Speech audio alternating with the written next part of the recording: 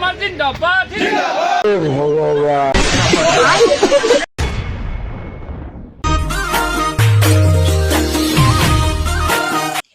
ও মামা আপুনি মুখ্যমন্ত্ৰী বনা প্ৰধান কাম কিনো? মোৰ কাম হৈছে মিয়া কষ্ট দিয়া।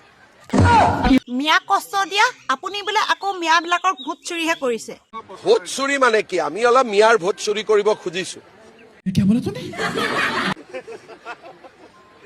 কিয় মিয়াবিলাকেতো ইয়াৰ নিয়মতে ভোট দিব পাবই নালাগে, তেওঁলোকে বাংলাদেশতে ভোট দিব লাগে।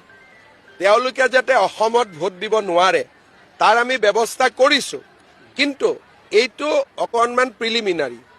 SIR যেতিয়া আহিব, অসমতো এতিয়া SIR অহাই নাই, তেতিয়া মিয়া ভোট 4-5 লাখ কাটিব লাগিব। গতিকে এইটো কংগ্ৰেছে মোক যিমান গালি পাৰে পাৰক, মোৰ কাম হৈছে মিয়া কষ্ট দিয়া। মোৰ ধাৰণাটো হ'ল অসমত থাকিব নোৱাৰাৰ পৰিৱেশ এটা সৃষ্টি কৰি দিয়ক। মাটি নিদিব, গাড়ী নিদিব, ৰিক্সা নিদিব, ঠেলা নিদিব, তেতিয়া নিজে যাবগৈ। আপুনি লাইন লগাই ৰেলত বহাইতো বাংলাদেশত পঠাই দিব নোৱাৰে। গতিকে ইয়াতো অলপ অত্যাচাৰ কৰি থাকিব লাগিব, তাতো অত্যাচাৰ কৰিব লাগিব, তেতিয়াহে মানুহ নিজে যাবগৈ। আমি পঠিয়াই দিয়াতকৈ নিজে যোৱাৰ ব্যৱস্থা এটা কৰিব লাগে। এনেকুৱা এটা পৰিৱেশ সৃষ্টি কৰক যে তেওঁলোকে ভিতৰত যাতে থাকিব নোৱাৰা হৈ যায়। এইটো কয় civil disobedience. Mahatma Gandhi non cooperation. Mahatma Gandhi আমাক দুটা বস্তু শিকাই থৈ গৈছে, নন কোঅপাৰেশ্যন এণ্ড চিভিল ডিজঅবিডিয়েন্স।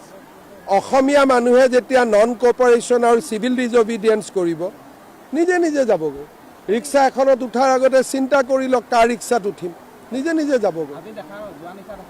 গতিকে আমাৰ তৰিকাটো অলপ বেলেগ। কিছুতো সফল হৈছোঁ, 1.5 লাখ বিঘা মাটিটো খালী হ'ল। অসমীয়াৰে মাটি, অসমীয়াইটো ঘূৰাই পালে। মোৰ কথাটো হ'ল এনেকুৱা, কোনে ক'ত মাত মাতিছে, মই পুলিচে পুলিচৰ কাম কৰিব। মোৰ ছিষ্টেমটো হ'ল চিভিল ডিজঅবিডিয়েন্স নন কোঅপাৰেশ্যন। মিয়াক আশ্ৰয় নিদিব যদি বাংলাদেশী হয়। মিয়া আৰু মুছলমানৰ মাজত পাৰ্থক্যটো বুজিব। মিয়া বুলি মুছলমানক অত্যাচাৰ নকৰিব, মুছলমান বুলি মিয়াক ৰক্ষণাবেক্ষণ নিদিব। দুইটাৰ পাৰ্থক্যটো বুজি পাব লাগিব। আৰু বাংলাদেশৰ পৰা অহা মিয়াৰ লগত আমি কোনো ধৰণৰ যোগাযোগ ৰাখিব নালাগে। পিছে মামা, আপুনি যে মিয়া মুছলিমসকলক খেদিব বিচাৰিছে, মিয়া মুছলিমসকলে দেখোন আপোনাকে ভোট দিবলৈ বিচাৰিছে। বিজেপি জিন্দাবাদ নৰেন্দ্ৰ মোদী জিন্দাবাদ নৰেন্দ্ৰ মোদী জিন্দাবাদ নবীন নীতিন জিন্দাবাদ হিমন্ত বিশ্ব শৰ্মা জিন্দাবাদ। ভগবান কি মামা, এয়াই নহয় আৰু আছে, চাই লওক। আমি কংগ্ৰেছ চৰকাৰে ভোট দিয়ে আমি একো সুবিধা কৰিব নোৱাৰোঁ। আৰু আমাৰ কংগ্ৰেছ চৰকাৰে ভোট দিয়ে আমাৰ জ্বালা যন্ত্ৰণা হ'ল, মানে ডিটেনশ্যন কেম্প, এই বিপদ সেই বিপদ, নানান ধৰণৰ বিপদ মানে আহি আছে। এইকাৰণে আমি কংগ্ৰেছ ত্যাগ কৰিছোঁ, ইউৰোপ ত্যাগ কৰিছোঁ। আমি এইবাৰ বিজেপি খেলিম। আমাৰ সকলো ৰাইজ চৰ অঞ্চলৰ চব মানুহে বিজেপি খেলিম। আমাক মানে চৰ্বত থাকিবলৈ কাৰণে মানে আমাক একটা সুবিধা দিবলৈ লাগিব। মামাৰ কাছে আমাৰ এইখিনি আপত্তি। আপোনাৰ ঘৰ? আমাৰ ঘৰটো দুগ্ধামাত্ৰা আপোনালোকে বিজেপি দলত কিয় যোগদান কৰিছে? বিজেপি দলত যোগদান কৰিছে, এইটোৱে আমাৰ কথা। তাৰমানে সৰু সৰু এটা বয়স যিটো ভোটাৰ হৈছে, কংগ্ৰেছৰ তাৰ ইউডিএফত ভোট দি আছোঁ, কিন্তু সিহঁতক ভোট দিয়ে কিন্তু উন্নয়ন পোৱা নাই, লাভ হোৱা নাই।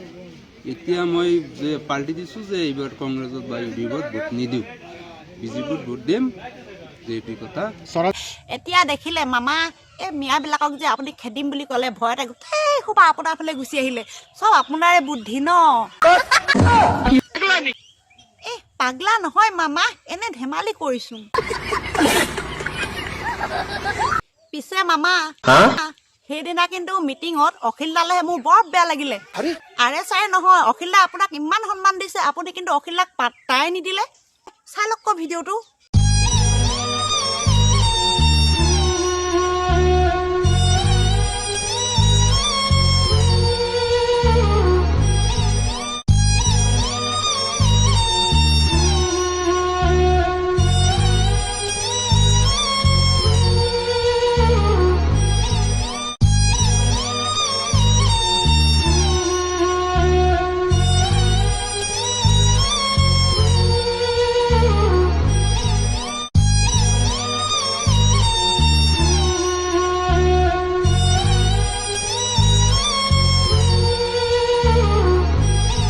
দেখিলে মামা অখিল দা সেইদিনাখনি কি অৱস্থা হ'ল মই ভাষণ দি থকাৰ পিছত আহিছে মই ইমান পিছতহে লক্ষ্য কৰিলোঁ ভাষণ দিব আহোঁতে সেইকাৰণে মই সম্বোধনো কৰিব নোৱাৰিলোঁ কাৰণ মই ভাষণ দিব আহোঁতে তেখেত অহা নাছিল পিছত লগ পালোঁ